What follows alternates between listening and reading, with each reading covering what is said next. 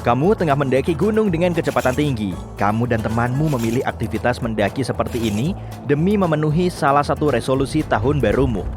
Tiba-tiba, batu mulai berjatuhan ke arahmu, patah dan bergeser. Tapi kamu baik-baik saja. Satu serpihan pun tidak mengenaimu. Alam semesta sepertinya berpihak padamu hari ini. Sesampainya di puncak, kamu melihat daun hijau jatuh dari langit. Tapi ternyata ini uang kertas. Kamu pun mengambilnya sambil merasa bingung. Waktunya turun.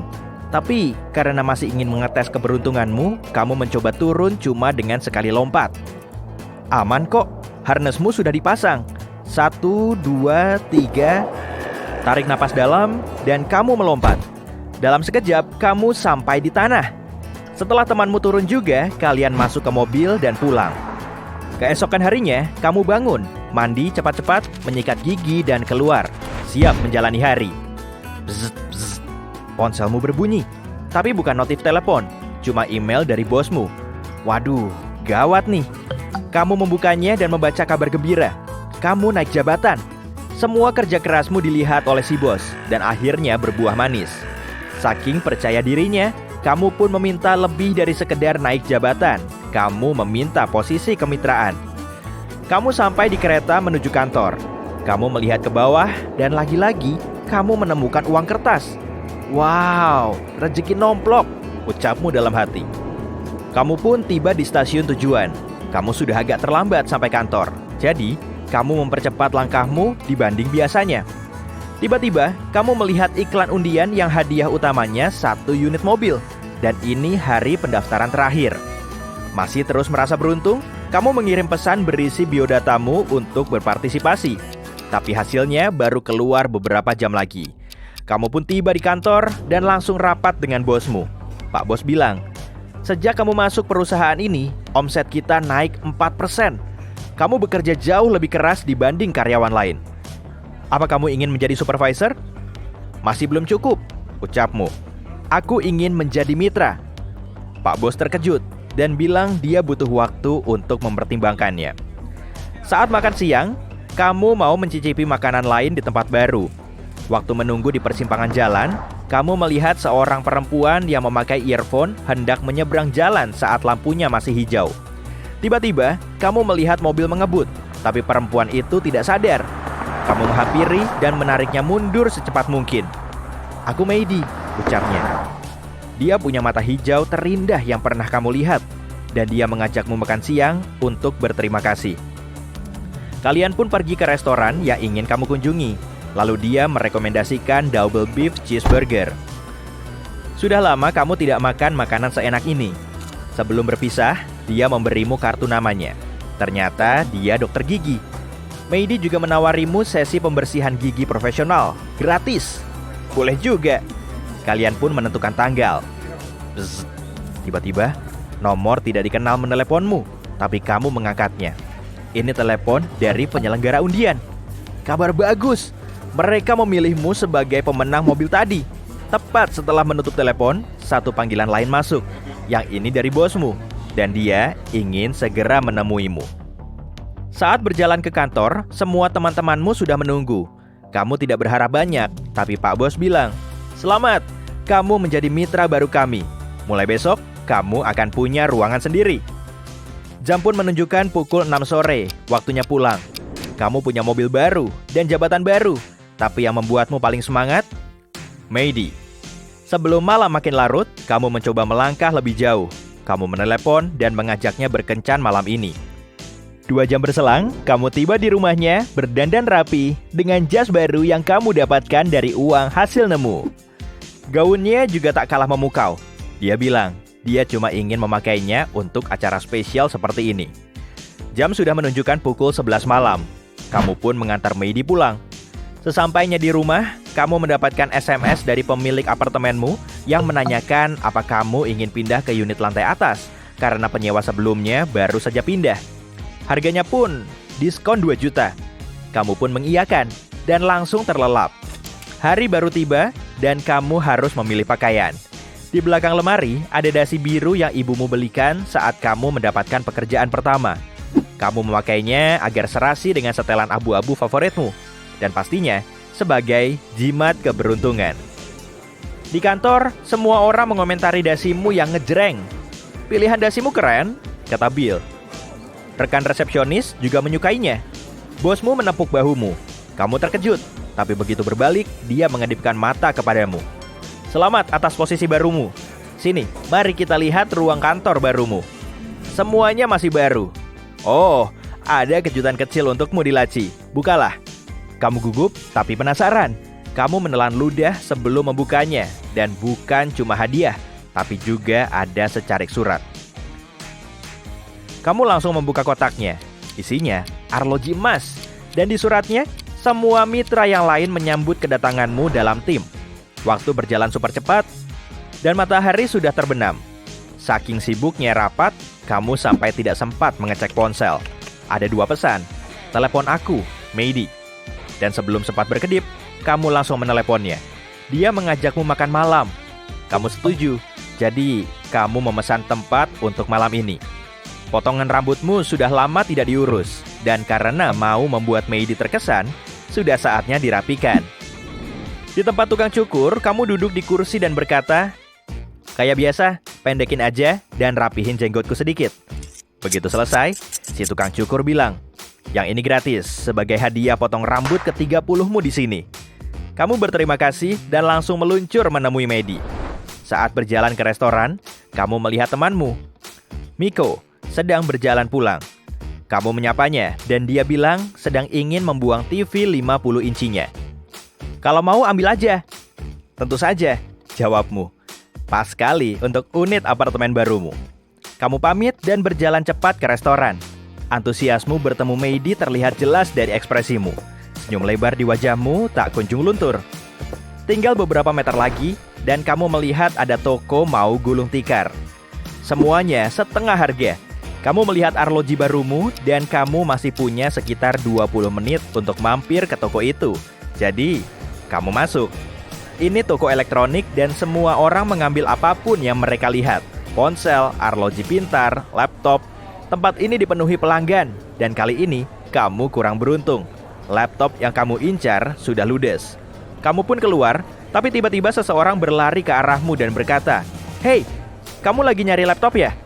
Kalau mau, ambil aja laptop ini. Aku mau beli yang lain." Dan, bisa tebak, ini laptop yang kamu incar. Kamu berterima kasih kepadanya dan langsung ke kasir.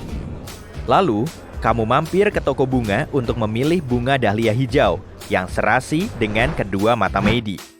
Saat akhirnya tiba di restoran, kamu tersadar. Kamu terlambat 2 menit. Nah, itu Meidi, menunggumu di pintu masuk. "Hai, maaf aku telat. Aku beliin kamu bunga, warnanya hijau, seperti mata indahmu." Langkah yang berani, tapi kamu berhasil. Dia mengecup pipimu dan kalian masuk ke restoran. Suasananya sempurna. Lampunya redup, musiknya indah, dan restorannya tidak terlalu ramai. Jadi, kalian mengobrol dan tertawa. Tepat sebelum makanan kalian habis, Meidi bilang, "Makanannya enak. Kamu tahu restoran ini dari mana?" Kamu pun bercerita, akhir pekan lalu, kamu sedang agak malas. Bawaannya pengen rebahan aja. Kamu membeli Chinese food pesan antar, dan karena saking enaknya, kamu ingin Meidi mencicipinya juga. Ada kue keberuntungan di dalam kotak pesan antarmu.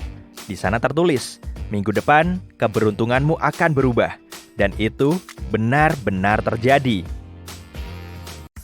Wah, akhirnya sampai juga di media hiburan termegah sejagat raya. Bioskop Full D. Langkahmu tertuju ke aula luas dengan layar besar. Setelah headsetmu terpasang, jutaan sensor langsung terhubung ke neuron otak. 3, 2, 1, kamu sudah jadi pemain utama di film terepik. Malam semakin larut, tubuhmu terbaring di tempat tidur, meringkuk di bawah selimut untuk menghalau hawa dingin yang menusuk. Suara mencekam terdengar dari dalam kamar, seakan mengusik kupingmu dengan goresan cakar. Kamu langsung bangkit, meraih saklar, dan segera berbalik. Tatapmu tertuju pada sosok bayangan hitam di hadapanmu yang mencegat dari samping kasurmu. Wujud aslinya memang tertutup bayangan, tapi matanya bikin nyalimu melayang. Oh, ternyata kamu lagi ada di film horor. Kamu segera menyalakan lampu kamarmu dan sosok itu seketika hilang. Saat kamu mematikannya lagi, bayangan itu sudah lenyap. Kupingmu menangkap suara serak bernada rendah. Seorang wanita tua merangkak-rangkak di plafon kamarmu. Jeritanya sangat histeris, mengagetkanmu saat tubuhnya meluncur ke arahmu. Dengan hati gugup, kamu mengambil langkah 1000 dan langsung menghempaskan pintu.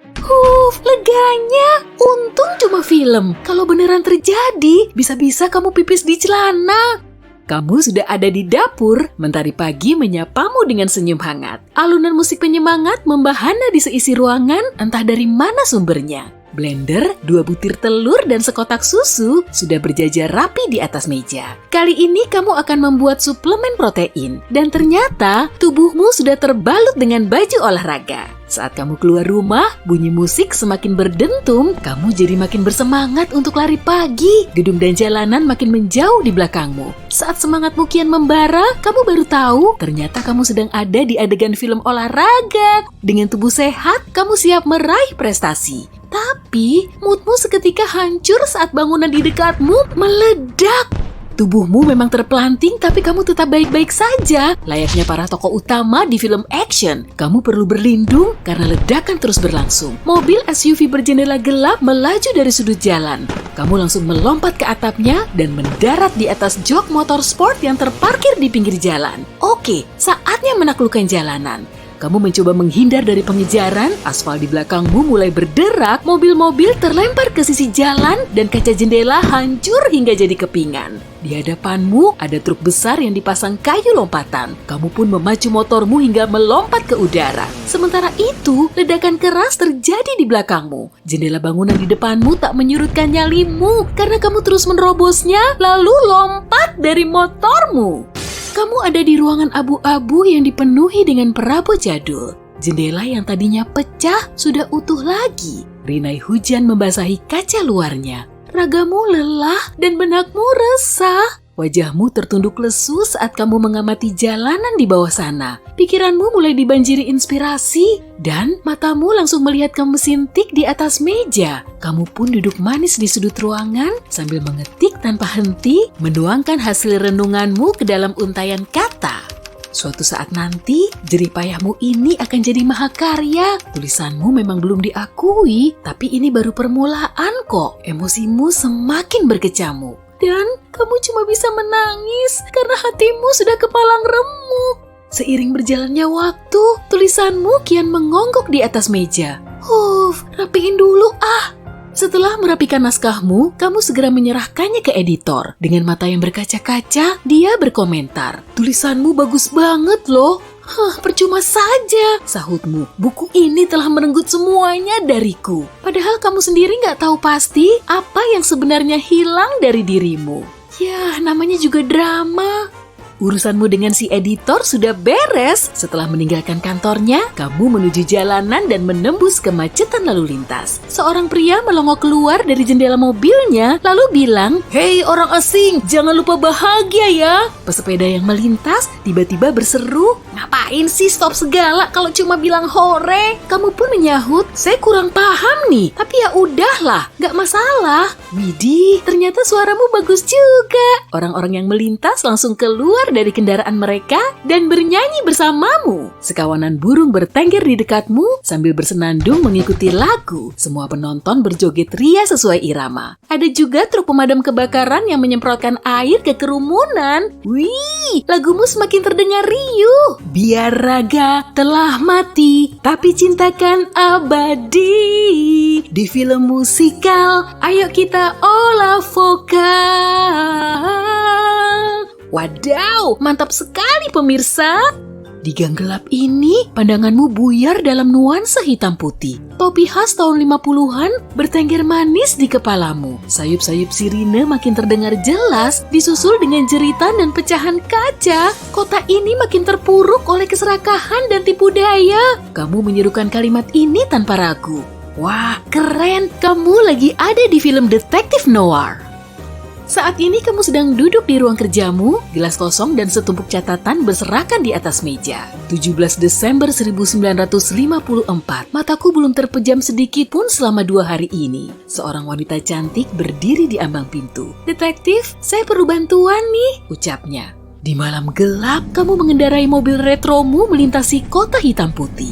Ternyata ini bukan film loh, tapi trailer drama detektif. Adegannya berubah mengikuti musik bertema menegangkan dan kamu dan rekanmu terlihat bersih tegang. Tapi kemudian kamu sudah ada di adegan kejar-kejaran mobil. Sambil menendang pintu, kamu berseru, "Jangan bergerak!" Dua tangan seketika terborgol erat. Musiknya semakin menegangkan saat si narator membacakan akhir tahun ini. Kemudian kamu melempar batang korek yang menyala. Boom! Semuanya terbakar habis. Tapi anehnya, uang kertas berhamburan dari langit. Di adegan selanjutnya, kamu basah kuyup oleh hujan lebat. Dalam gerak lambat, tetesan air mulai jatuh dari sisi topimu. Di wajahmu terulas senyum lebar, detektif berkarakter misterius. Kemudian, trailernya berakhir. Dalam sekejap, dunia menampakkan warnanya lagi. Saat melewati jalanan ramai, kamu melihat ada kulit pisang yang dibuang sembarangan. Kemudian, kamu berjalan mengitarinya, tapi malah disambut dengan tawa riuh. Saat mencari-cari sumber tawa ini, kamu malah melihat dua penjual buah. Salah satunya menyodorkan uang karena dia baru saja kalah taruhan. Lalu dia nyeletuk, "Kesandung kulit pisang kan bisa jatuh." Kamu menanggapinya dengan mengangkat bahu. Kemudian terdengar lagi suara tawa berjamaah itu. Seolah-olah kerumunan orang tak kasat mata sedang mengawasi dan menertawakan tindakanmu. Oh, pantesan kamu sedang ada di adegan sitkom. Saat sedang menghampirimu, nenek ini terpleset kulit pisang, tapi kamu segera menangkap tubuhnya. Penjual buah yang tadi menang taruhan pun langsung mengembalikan uangnya. Lalu terdengar riuh suara tawa. Akhirnya, penantianku selama beribu-ribu purnama terwujud juga. Ternyata ada ya orang yang mau nolongin aku pas kepleset kulit pisang. Ucapnya, suara tawa di balik layar semakin keras. Karena kesal, kamu langsung masuk ke supermarket terdekat. Di lorong supermarket, kamu sedang asik mengisi troli belanjaanmu. Sejumlah orang menghampirimu sambil mengarahkan kamera berlensa besar. Malahan, ada juga yang ditaruh di lantai dan diumpetin di balik kotak buah. Mereka nggak tahu kalau kamu bisa melihatnya. Ada yang berkata dengan suara tenang dan ramah, "Rasa lapar bisa bikin manusia kalah belanja ya. Saat membayar nanti, dia pasti segera nyadar kalau uangnya nggak cukup." Bener juga sih, kamu langsung mengembalikan botol susu coklat ke tempat semula. Kerumunan orang membuntutimu sambil membawa kamera. Di dunia manusia, hal kayak gini sudah biasa kok. Mereka perlu antri untuk beli makanan.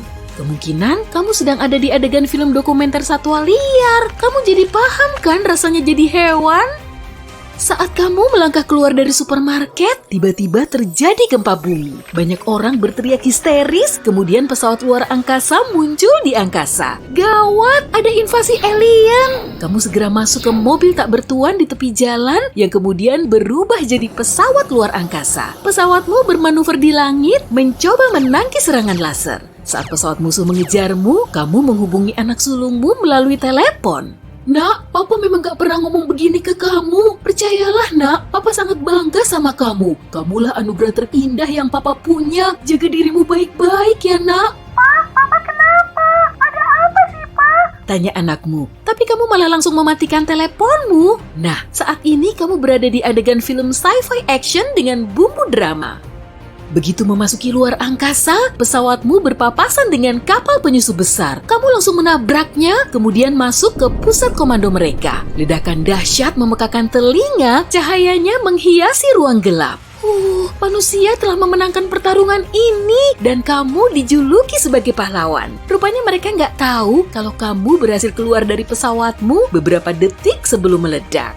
Dan akhirnya kamu bisa menjalani hidup tenang bersama keluargamu di desa yang indah. Tamat.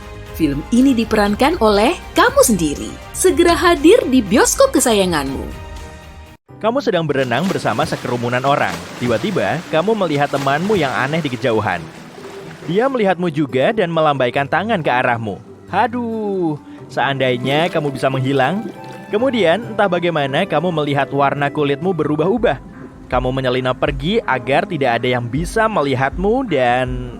Tara! Kamu berkamuflase menyesuaikan lingkungan di sekitarmu dan menyelinap pergi tanpa terlihat oleh siapapun, kecuali anjing yang menggonggongi sandal jepitmu itu. Setibanya di rumah, kamu bercermin lama. Kamu mengamati dirimu sendiri dan melihat tubuhmu tiba-tiba berubah warna. Awalnya, kamu menyatu dengan lemari kayu di kamarmu. Lalu seketika, kulitmu meniru pola kertas dinding di belakangmu. Kamu panik lagi saat berusaha menelaah semua ini. Lalu kamu tersadar, kamu bisa mengubah warna kulit sesuka hati. Kamu mencoba mengingat dari mana asal kemampuan ini. Tapi yang terlintas di benakmu cuma kunjungan ke kebun binatang waktu kamu berdiri di sebelah kandang bunglon. Lalu semua berubah hitam. Bunglon berubah warna bukan cuma untuk menyamarkan diri dari ancaman, atau kalau kamu dari teman yang menyebalkan.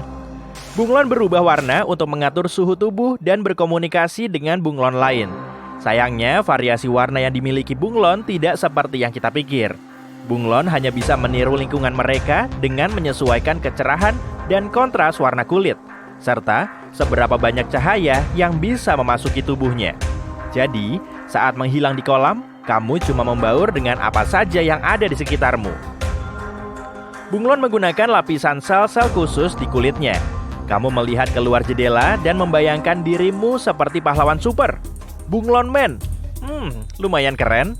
Tapi sebelumnya, kamu harus kembali ke kebun binatang untuk mencari jawaban. Kamu pun segera keluar. Ini tengah hari di musim kemarau, dan mataharinya super panas. Tapi kamu ingat, kamu bisa menyesuaikan warna kulit agar tidak kepanasan. Bunglon tidak bisa menghasilkan panas tubuh sendiri. Jadi, mengganti warna dan kecerahan kulit bisa berfungsi mirip AC internal. Saat kepanasan, kamu bisa mengubah kulit lebih cerah dan pucat untuk memantulkan cahaya. Lalu saat dingin, lakukan sebaliknya. Kamu terus menyusuri jalan hingga tiba di gang gelap. Di sini kotor dan baunya tidak sedap. Kamu melihat tanganmu dan menyadari, tanganmu lebih kuat sekarang. Kalau memang mendapatkan kemampuan mengubah warna kulit dari bunglon, kamu mungkin juga punya trik bunglon lain. Kamu menggenggam tiang lampu dan memanjatnya dengan mudah seperti monyet. Sesampainya di atas, kamu bahkan tidak lelah.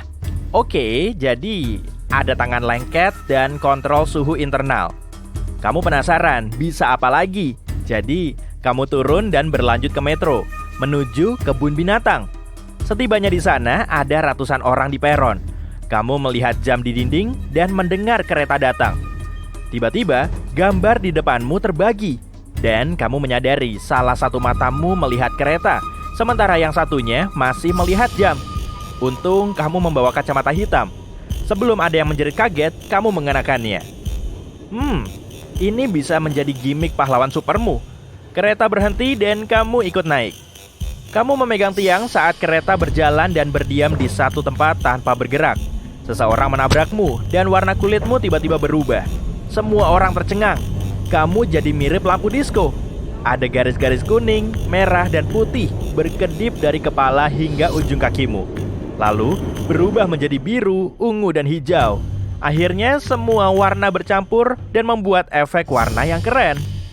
Saat merasa terancam atau ketakutan, bunglon memperlihatkan warna yang agresif untuk menakuti calon predator. Tapi cuma itu yang bisa mereka lakukan. Bunglon tidak berbahaya dan tidak menimbulkan ancaman bagi manusia. Gigitan mereka nyaris tidak terasa dan lumayan lambat di kalangan kadal. Beberapa hewan seperti katak panah beracun di Amerika Selatan punya warna cerah untuk menunjukkan bahwa dirinya beracun. Tapi bunglon tidak punya racun meski warnanya mencolok. Setelah orang itu menabrakmu, kamu mencoba kembali ke warna normalmu, tapi gagal. Kamu berada di kereta tertutup, dan karena semua orang menatap ke arahmu, kamu tidak bisa menenangkan diri. Tapi pada akhirnya, berhasil. Begitu kereta berhenti, semua orang bergegas menjauhimu. Kulitmu kembali normal, lalu kamu keluar dari metro. Tapi banyak orang sudah merekam dan memotretmu, serta membagikannya ke media sosial. Kamu kini viral dengan tagar Bunglon Man. Oke, mari gunakan nama ini. Kamu berlari ke sudut gelap untuk bersembunyi. Kamu kehabisan napas, tapi akhirnya bisa tenang. Kulitmu perlahan menjadi gelap. Kamu menyatu dengan kegelapan agar tidak memancing perhatian. Kamu pun keluar dari stasiun. Lalu ada tikus berlari di atas kakimu. Kamu panik dan warnamu mulai bertingkah lagi. Untungnya tidak ada orang di sini. Kamu sudah di tempat terbuka dan kebun binatang tujuanmu tinggal beberapa meter lagi. Tapi kamu tidak bisa mengalihkan pandangan dari tukang hotdog di sudut jalan. Satu mata melihat kebun binatang, sementara satunya ke camilan lezat. Kamu berjalan ke tukang hotdog dan memperhatikan si penjual sedang memasak. tapi antreannya panjang sekali. Kamu mulai merasa ada hal aneh di mulutmu yang tidak bisa kamu kendalikan. Kamu berdiri di sebelah pohon dan warnamu mulai menyatu dengan lingkungan di sekitar. Pohon coklat, daun hijau, tempat sampah logam abu-abu, dan tanda stop merah. Tiba-tiba, lidahmu melesat keluar dan membentang begitu jauh untuk meraih hotdog dan menariknya masuk ke mulutmu. Matamu mulai berputar masing-masing. Begitu selesai makan hotdog, kamu bersembunyi di balik semak-semak dan berubah menjadi hijau untuk berbaur. Kamu berharap setengah mati, tidak ada lagi yang melihat kamu kali ini. Kembali ke misi utama. Kamu berlari secepat mungkin menghindari semua rintangan yang ada. Tapi ternyata kebun binatangnya sudah ditutup selamanya. Semua hewan dikembalikan ke alam liar dan tempat ini dihalangi pita kuning untuk mencegah orang masuk. Tapi kamu harus menemukan jawaban. Kamu menyelinap masuk dan pergi ke kandang bunglon. Kamu mengenakan kacamata hitammu dan mulai memeriksa. Jauh lebih mudah untuk melihat detail yang ada jika matamu bergerak terpisah. Akhirnya, kamu melihat sesuatu yang menarik perhatianmu. Tapi tak lama, cahaya terang menyorotmu dan kamu dengan cepat berubah warna. Penjaga kebun binatang melihat dan mengejarmu sambil berteriak. Penjaga lain mengikutinya dari koridor lain. Mereka berniat menangkapmu. Kamu mencoba mencari tempat untuk melarikan diri, tapi jalan masukmu tadi sudah diblokir. Ini jalan buntu. Dua penjaga keamanan di belakangmu dan mendekat dengan cepat. Kamu berbaur dengan lingkungan yang gelap dan menjadi hampir tidak terlihat. Kamu mencari-cari solusi di sekitar. Meski tidak terlihat dalam gelap, senter tetap bisa menyorotmu. Salah satu matamu melihat lubang kecil di langit-langit. Dengan cengkeraman kuatmu, kamu memegangnya dan menarik diri ke ruang rangka kecil. Dan sekarang, kamu merangkak melalui lubang ventilasi dengan sangat mudah. Kamu bisa lari dari penjaga, tapi sudah lebih banyak orang dikerahkan dan berkeliaran di mana-mana. Melalui lubang kecil, kamu melihat sekelompok penjaga berteknologi tinggi dan sekelompok ilmuwan berjalan mengenakan hazmat.